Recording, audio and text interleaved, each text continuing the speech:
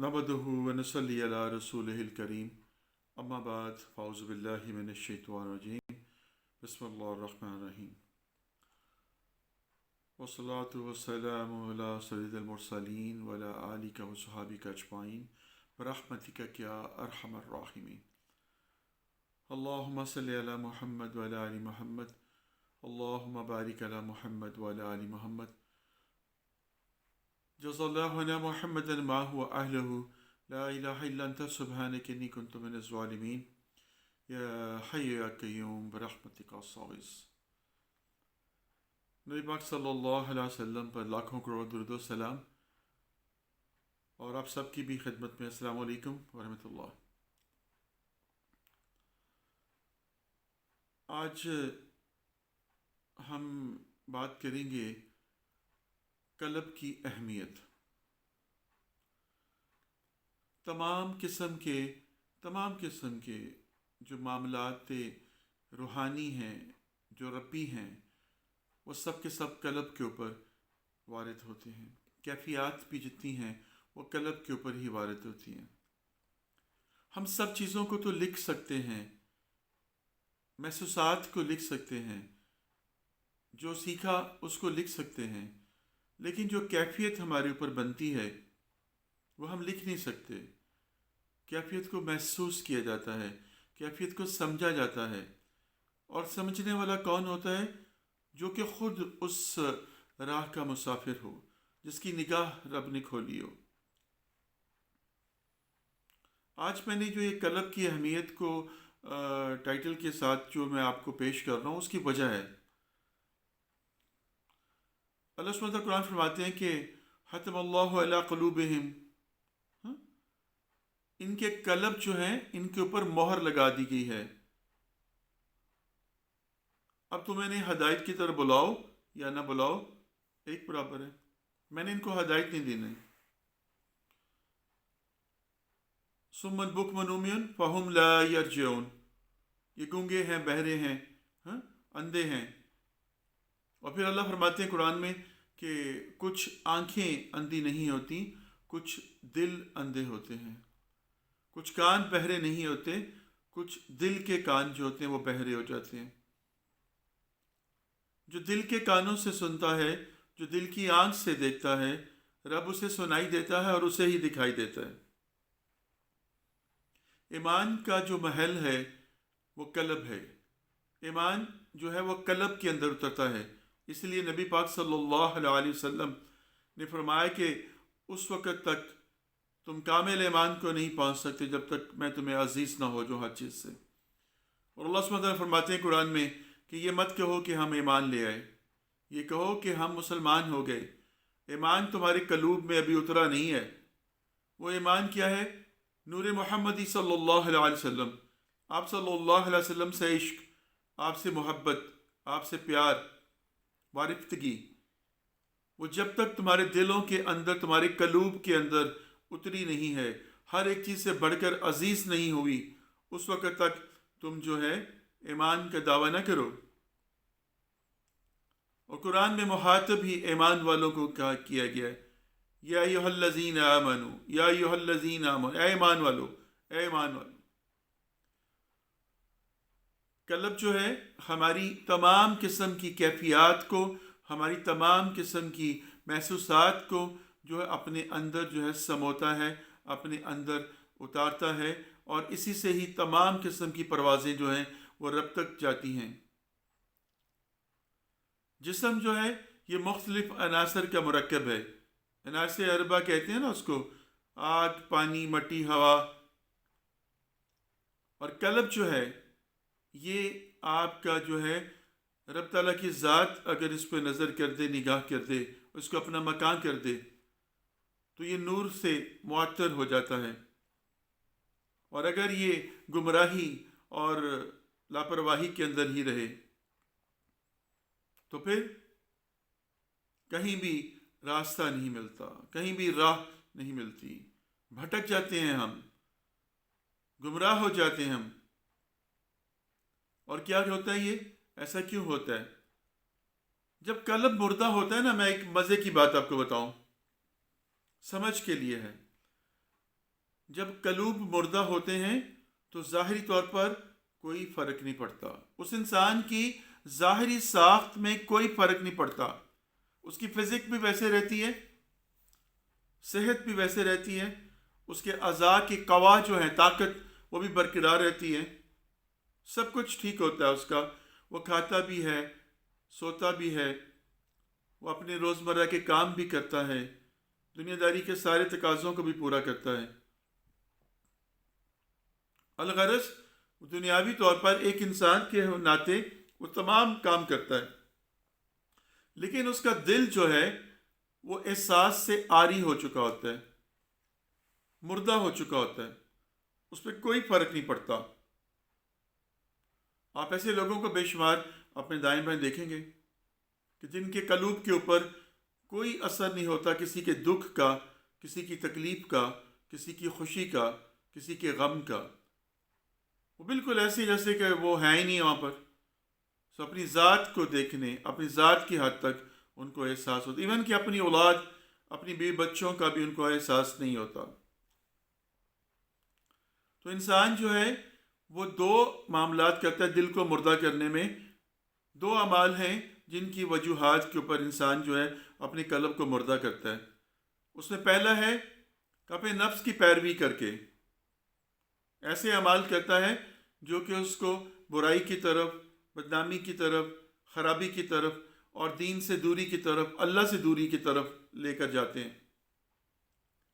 اور دوسرا ابلیس کے پیچھے لگ کے، شیطان کے پیچھے لگ کے، شیطان کے بہکاوے میں آ کر، اس کے وسواس میں پڑھ کر وہ ایسے عوامل اور ایسے عمل کرتا ہے، ایسے معاملات کرتا ہے، ایسی روش اختیار کرتا ہے کہ پھر وہ اللہ کی رحمت سے دور ہوتا جاتا ہے، کیونکہ انسان اپنے ساتھ خود ظلم کرتا ہے۔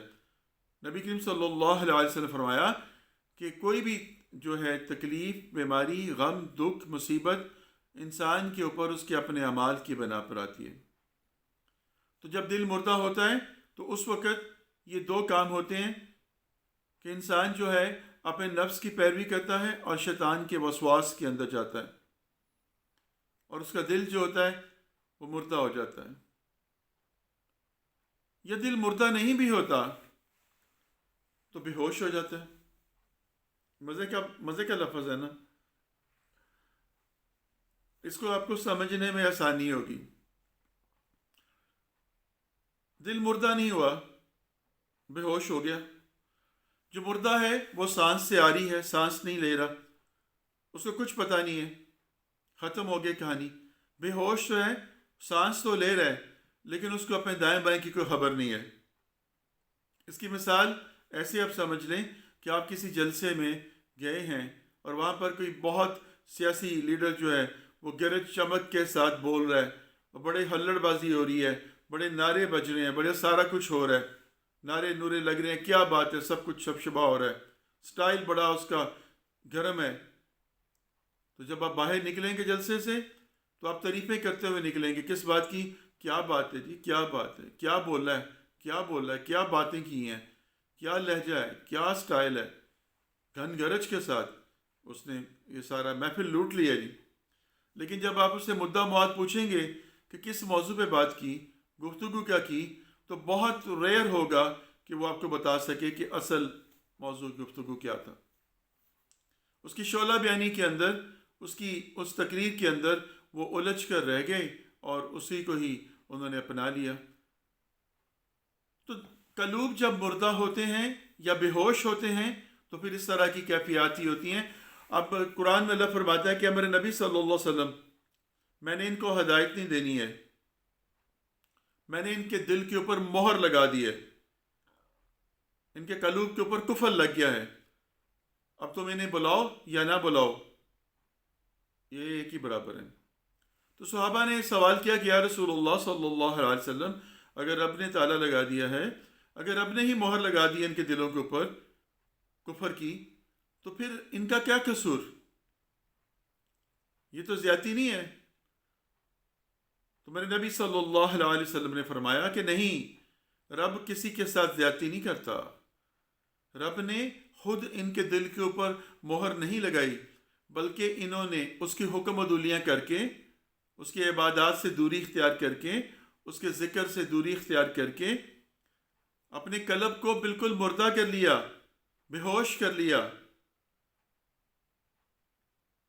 اپنے قلب کو ذکر سے عاری رکھا، اپنا قلب جو ہے رب کے ذکر سے مزین نہیں کیا، سجایا نہیں۔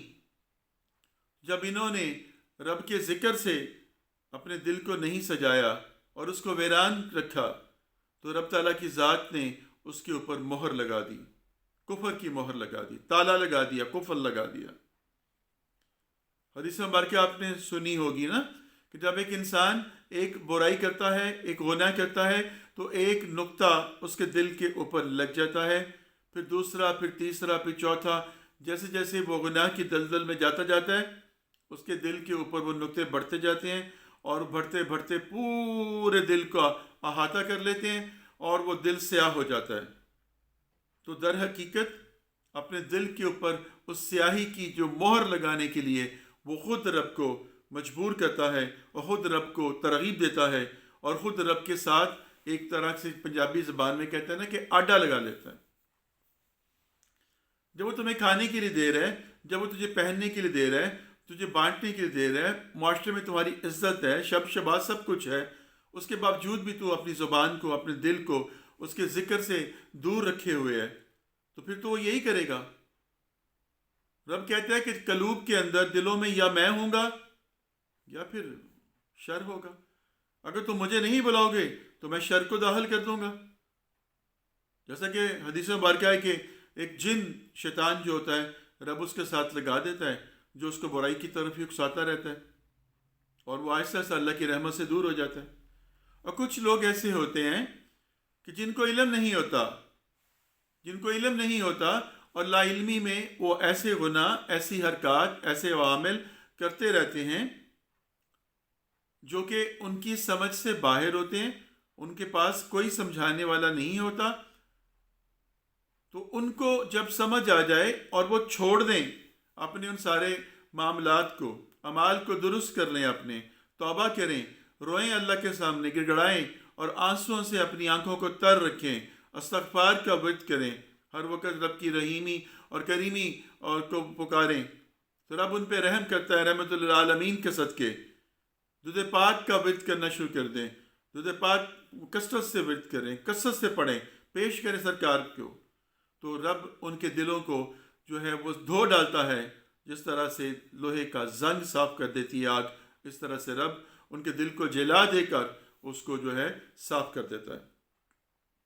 تو یہاں پر ان کے لیے تو توبہ ہے، معافی ہے جن کو علم نہیں، لا علمی، لیکن جو جانتے بوجھتے کہتے ہیں کہ نہیں ہم نہیں مانتے اسے، یہ قرآن تو اے محمد صلی اللہ علیہ وسلم تم نے خود گھڑ لیا ہے، یہ تو جادو ہے،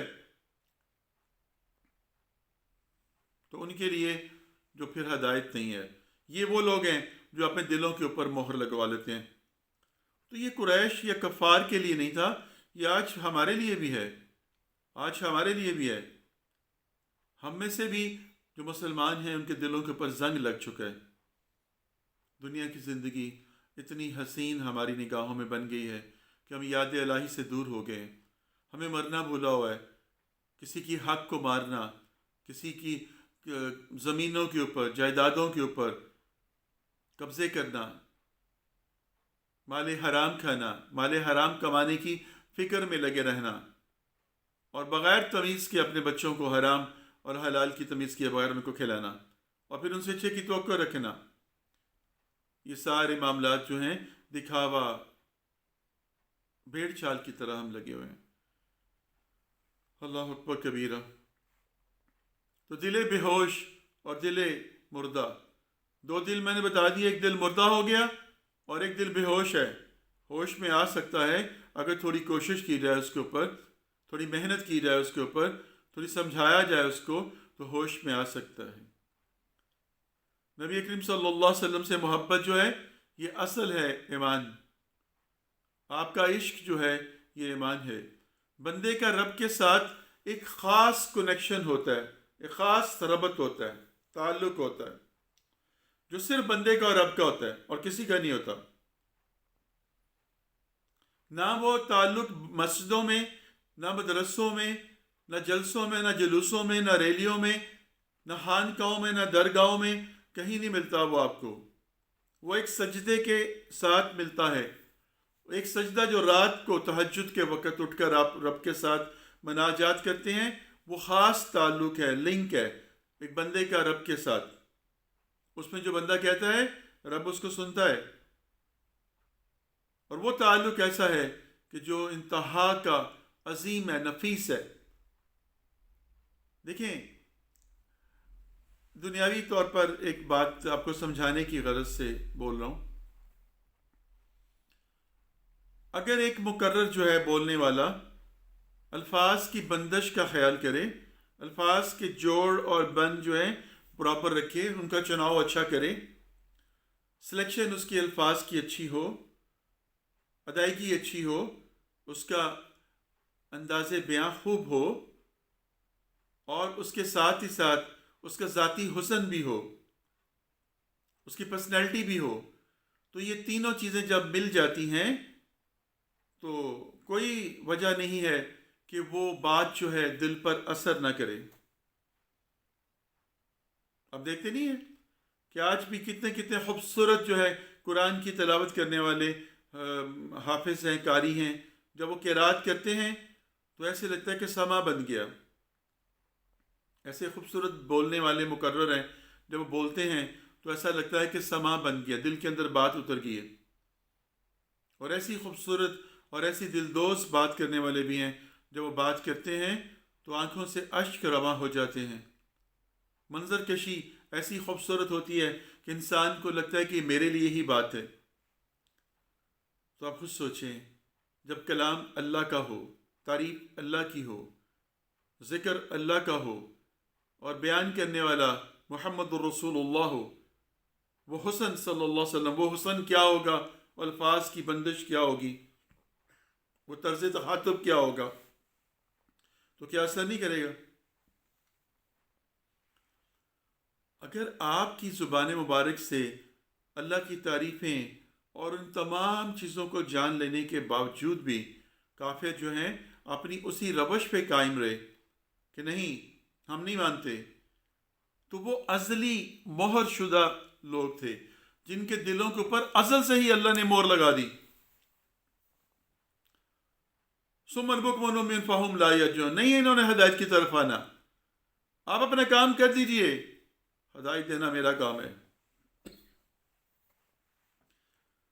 تو میں کہنا یہ چاہتا ہوں آپ سے کہ جب رب کے ساتھ کنیکشن مضبوط ہو جاتا ہے نا، تو پھر یار حاضر ہو جاتا ہے۔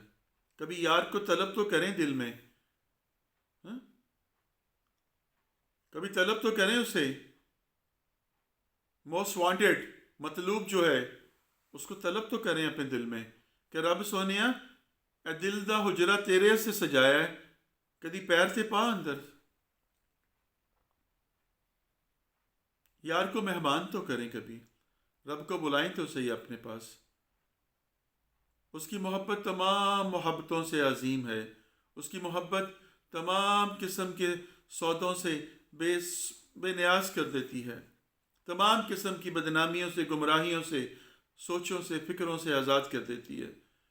ایک مرتبہ جب اس کی محبت دل کے اندر آ جاتی ہے، پھر کسی اور کی محبت وہاں پر نہیں آتی۔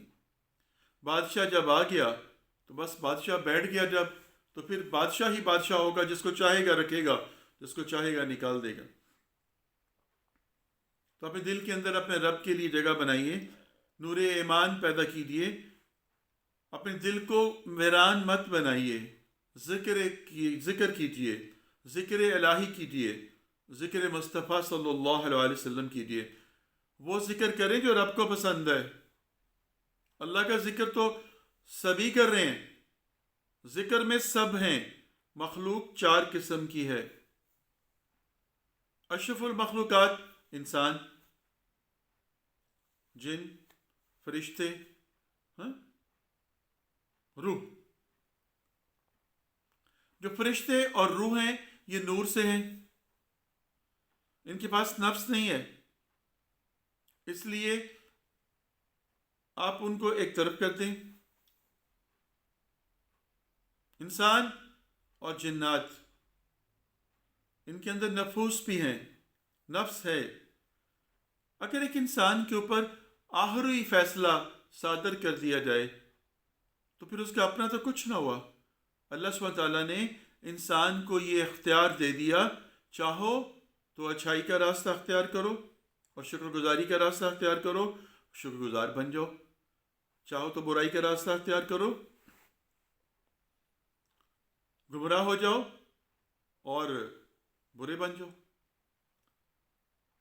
اب ایک انسان جب ایک اچھے اور برے راستے میں تمیز کر کے اپنے رب کی طرف رجوع کرتا ہے تو رب کہتا ہے کہ ہاں یہ ہے وہ راستہ جو تم نے اختیار کیا، تم سے میں یہی چاہتا تھا. تمہیں جو میں نے ایک صلاحیت دی تھی، وعدت کی تھی تمہارے اندر، اس کو تم نے یوٹیلائز کیا اور شو کر دیا. دیکھیں جنت جو ہے انسانوں کے لیے ہے. اشرف المخلوقات کا فائدہ بتانے لگا ہوں، انسان کی عظمت بتانے لگا ہوں، جو کہ جنات کے بھی اوپر ہے، فرشتوں سے بھی اوپر چلا جاتا ہے نا انسان.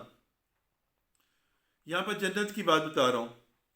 اللہ سبحانہ وتعالیٰ فرماتے ہیں کہ اے جماعت جن و انس، میری بندگی کرو.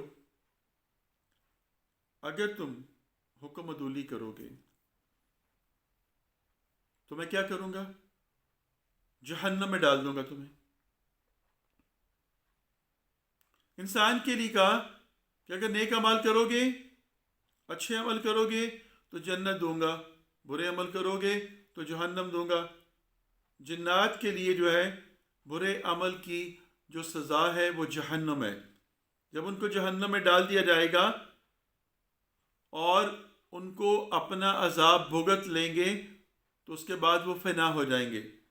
ایسے ہی جو نیک جنات ہوں گے ان کو رب کے سامنے پیش کیا جائے گا اور رب تعالیٰ کی ذات ان کے جو نیک اعمال ہیں ان کے صدقے میں ان کو معاف فرما کر ان کو فنا کر دیں گے. ان کا عمل وہاں پر پورا ہو جائے گا، رب کی نگاہ میں وہ سرخرو ہو جائیں گے. لیکن انسان جو ہے وہ ایسا ہے جلیل القدر، رب نے اس کو بنا دیا کہ وہ جنت کا حقدار ٹھہرا. جنت میں تو نبی صلی اللہ علیہ وسلم ہوں گے. جو مسلمان جنات ہیں، جو نیک جنات ہیں، رب تعالیٰ کی ذات چاہے تو جو مرضی کر سکتی ہے. ملائکہ، جنات، ارواح، یہ سب کے سب رب کے معاملات ہیں. کوئی نہیں جانتا کس کے بارے میں. اور کہا تم سے روح کے بارے میں پوچھتے ہیں، کہ تمہیں بہت کام علم دیا گیا. تو میں بات کر رہا تھا ذکر کی، تو ذکر سبھی کرتے ہیں.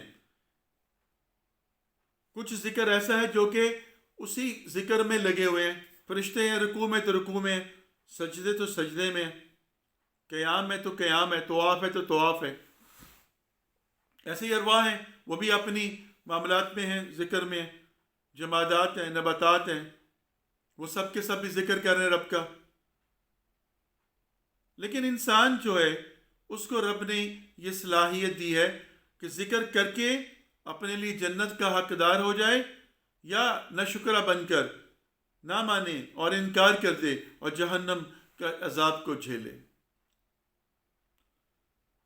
تو نبی پاک صلی اللہ علیہ وسلم کی ذات اقدس ہمارے لیے ایک عملی نمونہ ہے. ان کا عشق، ان کا نور جو ہے وہی ہمارے لیے سب کچھ ہے. اگر آپ اپنے قلب کو زندہ کرنا چاہتے ہیں تو عشق رسول جو ہے اس کو اپنے دل کے اندر اتار لیجئے. نبی پاک صلی اللہ علیہ وسلم سے محبت کیجئے. میرا رب جو ہے آپ سے محبت کرے گا، کیونکہ جب آپ تعریف کریں گے اس کے محبوب کی تو آپ بھی رب کی نظر میں جچیں گے، وہ بھی آپ کو عزت دے گا. اللہ المعز، اللہ عزت والا، جس کو چاہتا ہے وہ عزت عطا کرتا ہے. آپ اس کو عزت دیں گے، اس کے نبی صلی اللہ علیہ وسلم کی شان کو بڑھائیں گے تو وہ آپ کو عزت دے گا. وہ غیور ہے، وہ رکھتا نہیں ہے، لٹا دیتا ہے. تو آج میری گفتگو کا جو مقصد صرف اتنا ہی تھا، آپ کو بتانا کہ ذکر قلبی کیا ہے اور مہر قلبی کیا ہے اور قلب کی اہمیت کیا ہے. مہر بھی دل پہ ہی لگتی ہے اور ذکر بھی دل سے ہی ہوتا ہے، اور آنکھ بھی دل کی ہی کھلتی ہے. دماغ کا کوئی کام نہیں ہے. روحانیت کے اندر، روح کے اندر اللہ کے معاملات کے ساتھ جو امر اللہ ہے، دماغ جسم کو چلانے کے لیے ہے. دماغ سے آپ جسمانی طور پر معاملات کا فائدہ اٹھاتے ہیں، لیکن دل جو ہے یہ روح کے ساتھ کنیکٹڈ ہے، اور روح کا کنیکشن رب کے ساتھ ہے، امر اللہ ہے۔ جسم کے لیے خوراک کی ضرورت ہے، مٹی سے پیدا ہوئی روٹی پانی جو بھی آپ کھاتے کرتے ہیں۔ روح کے لیے نور کی ضرورت ہے جو کہ رب سے ہے، اور جو بہترین رب کا پسندیدہ نور ہے وہ نور محمدی ہے، عشق رسول۔ اس لیے کہا کہ ایمان اپنے دلوں کے اندر بھر لو، نور ایمانی۔ اس لیے دل کو ایمان کا محل قرار دیا گیا، اس کے اندر یہ دل کا نور کا ایمان کا محل ہے۔ تو محل کے اندر بادشاہی ہوتا ہے، تو آپ نبی پاک صلی اللہ علیہ وسلم کو اور اللہ کو اپنے دل کے اندر بٹھا لیجئے، تو انشاءاللہ آپ کا سارا معاملہ درست ہو جائے گا۔ اور آخری خوبصورت بات پہ اختتام کرتا ہوں کہ جب ذکر قلبی شروع ہو جاتا ہے، جب آپ کے اندر نور ایمان آ جاتا ہے، تو پھر کیا ہوتا ہے؟ پھر برائی اور اچھائی کے درمیان تمیز کرنی آ جاتی ہے، پھر گناہ کی کڑواہٹ محسوس ہونی شروع ہو جاتی ہے، پھر برائی کی کڑواہٹ آپ کو محسوس ہوتی ہے، پھر نیکی کی شرینی، ٹھیک ہے، اچھے کام کی، نیک اعمال کی مٹھاس آپ کو محسوس ہونا شروع ہو جاتی ہے، آپ کو فرق آنا شروع ہو جاتا ہے۔ اور جب انسان کو اپنے عیب نظر آنے شروع ہو جائیں تو سمجھ لیجئے اس کے اوپر رب کی نگاہ ہونی شروع ہو گئی ہے۔ یہی کام ہے بس، جب مجھے اپنے عیب، مجھے اپنے نقص نظر آنے شروع ہو جائیں گے، تو اس کا مطلب ہے کہ میرے دل کے اندر رب نے ایمان کو بھرنا شروع کر دیا ہے، میرے دل کے اندر نور آنا شروع ہو گیا ہے۔ تو اس خوبصورت بات کے ساتھ اختتام کہ جب ذکر قلبی شروع ہو جاتا ہے، جب ذکر کرنا شروع کر دے آپ کا دل، اللہ کا ذکر شروع کر دے، اللہ حق کا ذکر شروع کر دے، سبحان اللہ و بحمدہ سبحان اللہ العظیم کا ذکر کر دے، لا الہ الا اللہ کا ذکر کرنا شروع کر دے، اللہم صلی علی محمد کا ذکر کرنا شروع کر دے، تو پھر سمجھ لیجئے کہ آپ کے دل کے اندر، آپ کے اندر شرینی گھلنی شروع ہو گئی ہے، مٹھاس آنی شروع ہو گئی ہے۔